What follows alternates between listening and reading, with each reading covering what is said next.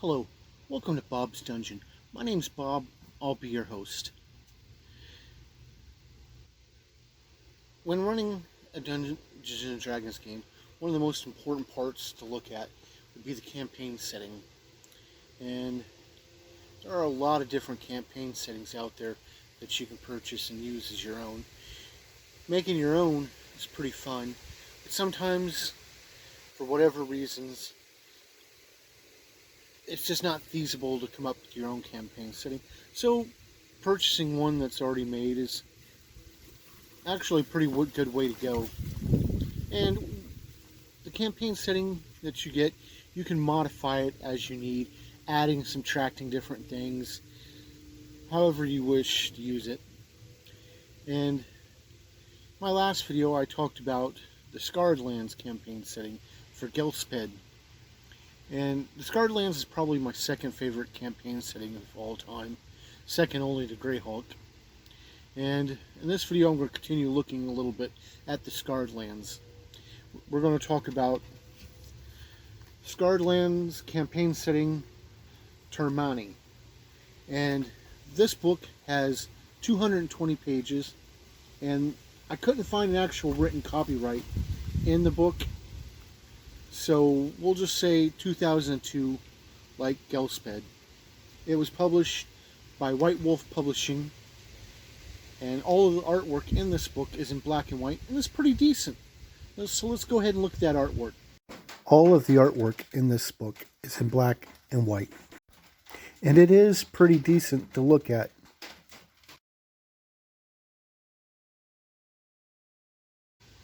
To use this book, what you're going to need is, of course, a copy of this book and a copy of the core rule books for 3rd edition or 3.5 Dungeons & Dragons, which consists of the Player's Handbook, the Dungeon Master's Guide, and the Monster Manual.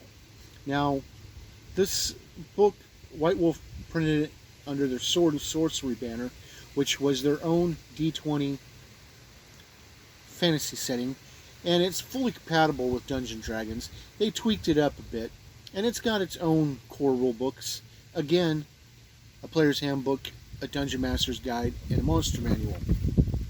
And it's pretty cool. You also need a full set of dice, which consists of a 20-sided die, a 12-sided die, preferably two 10-sided dice for rolling both percentiles and tens, an 8-sided die, a 6-sided die, and a 4-sided die. This book has all the information you'll need for running a game on the Termana continent in the Scarred Lands campaign setting. And it's got a good history built into it, a lot of lore, and it follows pretty much the same path as before, whereas not even 150 years ago, the gods and the mortals teamed up to take down the Titans, and they couldn't kill the Titans, so they imprisoned them in different places. And there's fear that they might come back, but you know, that depends on how the game master wishes to run things. The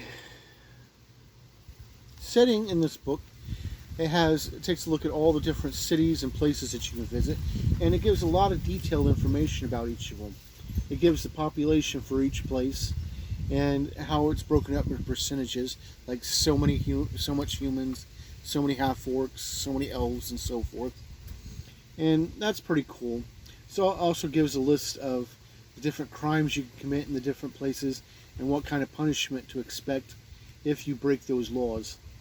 Also gives a detailed rundown of what the people are like, different places you can visit in those places, and so forth. Now, you could run a game where you go from this continent back to Gelsped and back and forth, but that's really not done because of how treacherous it is. You would have to cross the Blood Sea, and the Blood Sea is a horrible place to go to. And the reason why is one of the Titans had his heart ripped out, was chained to a big rock, and sunk to the bottom of the sea. His blood has turned the sea red, and has mutated all the animals and creatures that live there into horrible, evil things that will sink your boat and mess you up. So there's not much travel between the continents, but there is some. Now, they don't worry too much about the Titans really coming back, even though there's a lot of Titan worshippers running around on this continent. That's because most of the Titans' bodies are all locked away back on Gelsped. But one of the Titans does have a actual minion running around trying to bring him back in this land, and it talks about that in here, and it's pretty cool. But this continent has its own problems. Everything from fear of hordes of undead coming in from the southeast to the Titan worshippers running around just causing trouble. One of the main problems that this land has is all of the elves have been cursed. Elves on this continent can no longer reproduce with each other. So there are no new elves being born, which makes the elves a dying race.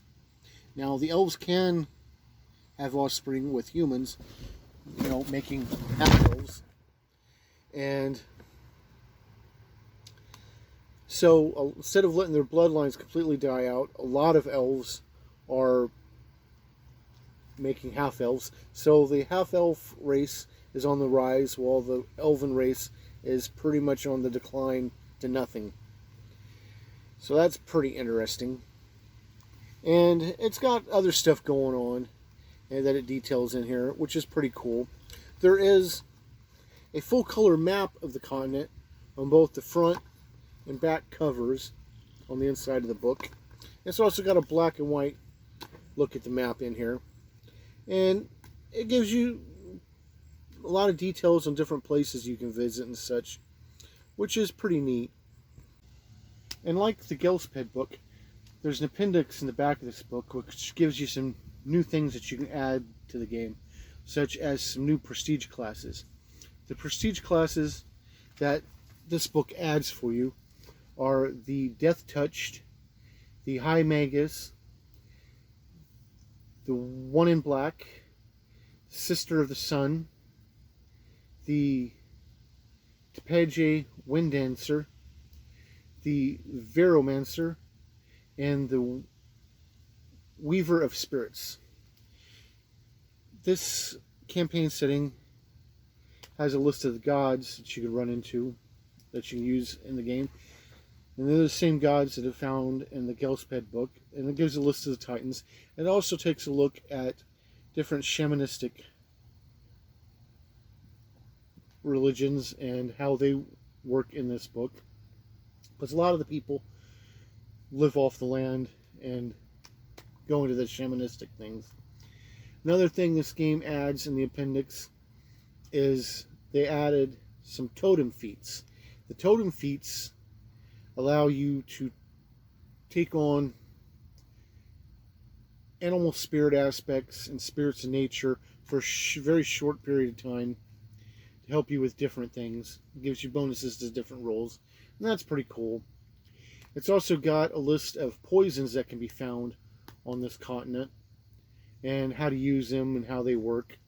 So that's pretty nifty.